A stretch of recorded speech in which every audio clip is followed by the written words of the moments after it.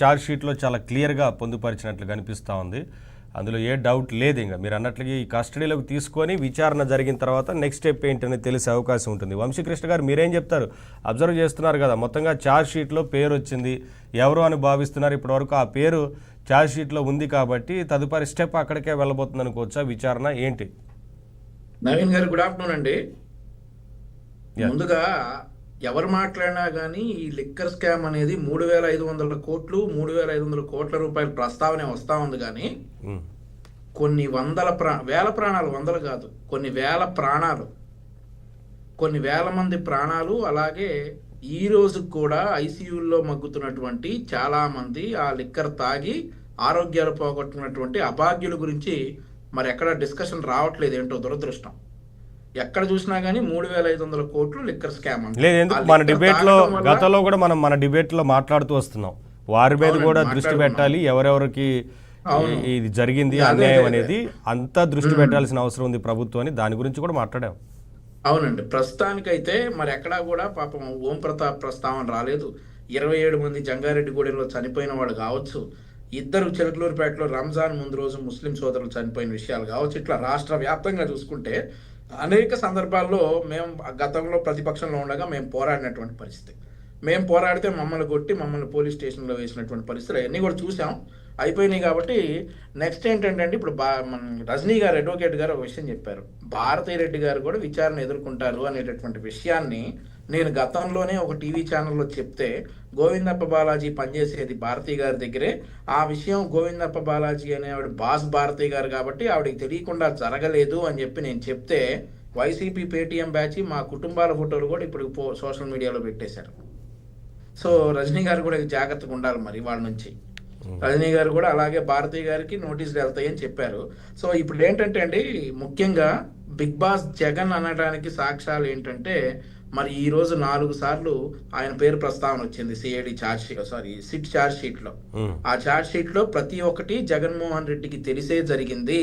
ఇప్పటి వరకు ఉన్నటువంటి డిస్టిలరీస్ అన్ని కూడా జగన్మోహన్ రెడ్డి గారు ముఖ్యమంత్రి అయిన తర్వాతే ఏర్పాటు చేయబడ్డాయి, అప్రూవల్ తోటే ఏర్పాటు చేయబడ్డాయి. ఇప్పుడు మనం అదాన్ డిస్టిలరీస్ తీసుకుంటే నవీన్ గారు, మే 2020లో స్థాపించబడి ఎట్లాంటి మద్యం తయారీ ఈ ఎక్స్పీరియన్స్ లేకుండానే, టెండరు బ్రాండ్ ట్రయల్స్ లేకుండానే కోట్ల రూపాయల టెండర్స్ తగ్గించుకున్నారు. ఆ తర్వాత లీలా డిస్టిలరీస్ కావచ్చు, ఓల్విక్ డిస్టిలరీస్ కావచ్చు, క్రిపాటి బెవరేజెస్ కావచ్చు, నైసాన్ డిస్టిలరీస్ కావచ్చు, వీళ్ళు స్థాపించినటువంటి షెల్ కంపెనీలు అవన్నీ కూడా ట్రిప్పర్ బెవరేజెస్, డీకార్ట్, ఆ తర్వాత టెక్కార్, జోర్హట్, ఫైన్ బార్, ఇట్లా అన్ని పేరు తిరగనటువంటి షెల్ కంపెనీలు స్థాపించి ఒక్కొక్క కంపెనీకి కోట్ల రూపాయలు వీళ్ళు ట్రాన్స్ఫర్ చేయటం.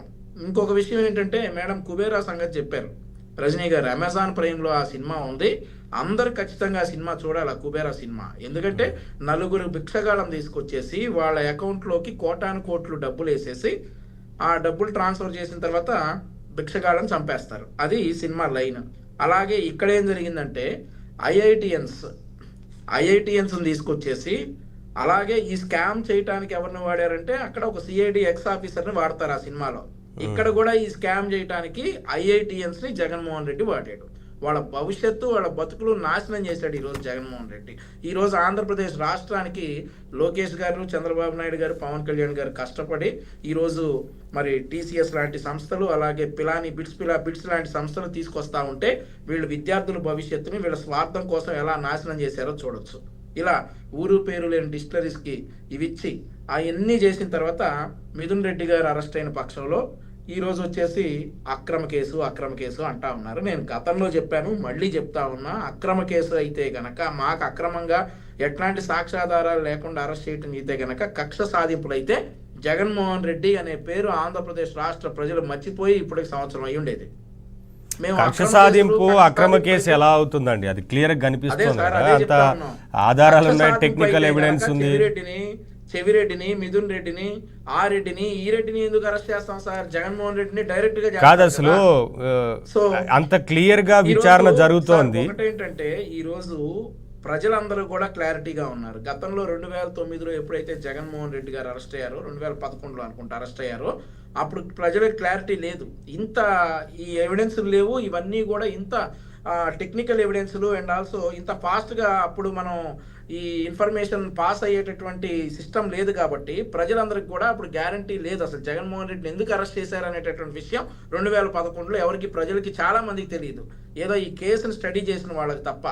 మేము పదే పదే చెప్తా ఉంటాం, మా బతుక్కి ఈడీ ఒకటి, ఆస్తుల అటాచ్మెంట్ ఒకటి, ఈ జైళ్ళు బెయిళ్ళు ఇవన్నీ ఉంటాయని జగన్మోహన్ రెడ్డిని చూసిన తర్వాతే తెలిసినాయి. మాకున్నటువంటి అప్పుడు ఇవన్నీ కూడా జగన్మోహన్ రెడ్డిని చూసిన తర్వాతే తెలిసినాయి.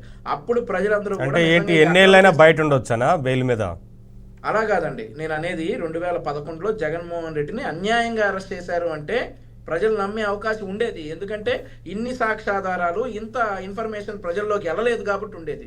ఈ రోజు జగన్మోహన్ రెడ్డిని అరెస్ట్ చేయడానికి ఒక అడుగు ముందు మిథున్ రెడ్డిని అరెస్ట్ చేస్తే ప్రజల్లో ఎక్కడా కూడా చేశారా, రైట్, ఇప్పటికే చాలా లేట్ చేశారు అనేటటువంటి మాట వస్తూ ఉంది. కానీ ఎక్కడా కూడా అక్రమంగా అరెస్ట్ చేశారు, ఏదన్నా కుట్రపూరితంగా అరెస్ట్ చేశారు అనేటటువంటి మాటలు ఎక్కడా కూడా రావట్లేదు.